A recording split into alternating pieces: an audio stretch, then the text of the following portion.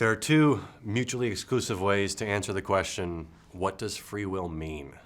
And those two ways are incompatibilism and compatibilism. Stay with me here. I'm comparing incompatibilism as typically held by Arminians and compatibilism as typically held by Calvinists. According to incompatibilism, God's meticulous sovereignty and human freedom are incompatible. And according to compatibilism, God's meticulous sovereignty and human freedom are compatible. That's why they're called incompatibilism and compatibilism. So for incompatibilism, God's sovereignty is general. God's in charge of everything, but he does not ordain everything. Specifically, God did not ordain the eternal destiny of each individual. For compatibilism, God's sovereignty is meticulous. God is in charge of everything, and he ordains everything.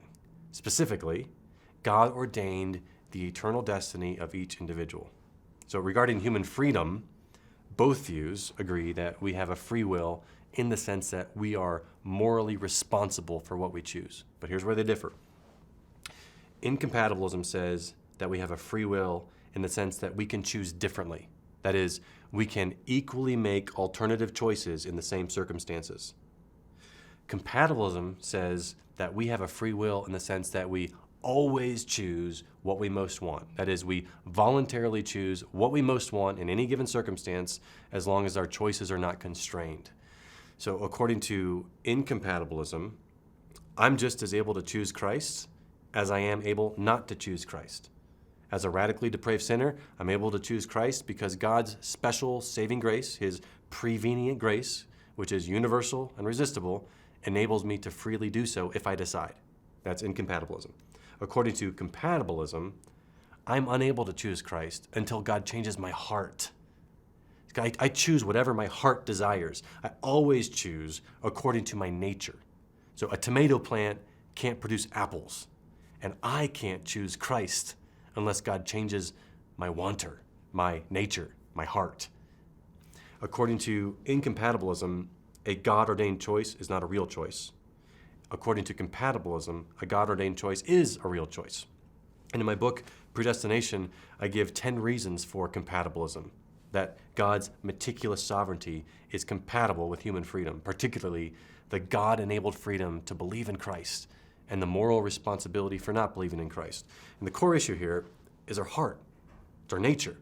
I always choose what I choose because I want what I want, because I am who I am. So let me unpack that sentence. I always choose what I choose. So think of a big circle. Choices are the outermost level, the superficial level. I always choose what I choose because I want what I want. I choose according to my strongest desires, what I think are most to my advantage. So I got choices, desires.